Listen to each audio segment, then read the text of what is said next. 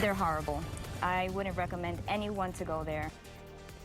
But students keep enrolling. Now at 6, the broken promises and tactics some say a school is using to take advantage of students only to leave them in debt and unemployed. Good evening and thanks for joining us. I'm Wendy Ryan. And I'm Jamison Euler. Accusations of questionable recruiting and false job placement claims that left students in debt prompted the sale of Everest University last year. The new owner turned it into a nonprofit and promised some major improvements. But an insider is now speaking out to I-Team investigator Adam Walser, saying the college is still not giving students a fair deal. The I-Team first told you about Everest University's problems 2 years ago. They're horrible. I wouldn't recommend anyone to go there.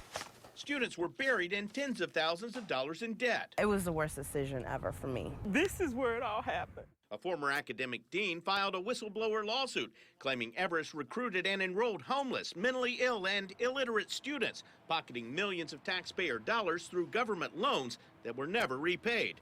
The suit was later dropped after the parent company filed for bankruptcy. It was all about money. It's never really about the education. The education is just a byproduct. Last year, student loan debt collector ECMC Group bought Everest, promising lower tuitions and better job placement rates. There were a lot of things that were said as far as us targeting a different demographic, being a better school, having better or different programs. But this Everest employee, who we'll call Chris, says there have been few changes. They are recruiting the same pool of students.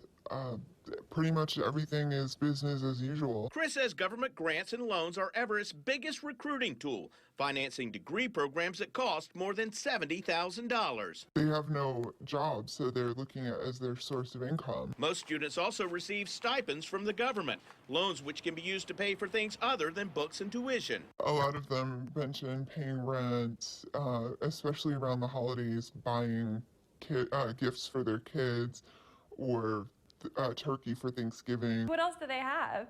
They can't go on reputation, they can't go on numbers, they can't go on anything legitimate. So what are they going to say? Yeah, enroll at our school and here's a free $3,000. Attorney Jesse Hoyer represented former Everest employees who sued Corinthian colleges before the company declared bankruptcy and sold 50 of its campuses.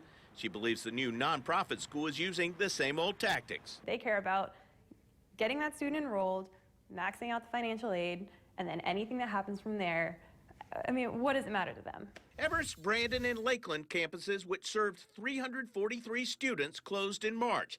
At the time, the Brandon campus was on probation from its accrediting agency for poor retention and placement rates. Everest on data from Bay Area campuses shows that 63% of academic degree programs had fewer than 10 graduates. Of those who did graduate, fewer than 25% of those who originally enrolled ended up finding work in their chosen fields. An Everest spokesperson says our ultimate objective is to create a new nonprofit model for the career college space that truly helps students succeed, citing recent successes in its trade programs. As far as a degree that's actually utilized in the workforce, it's not really what they're getting. I'm I-Team investigator Adam Walser, taking action for you.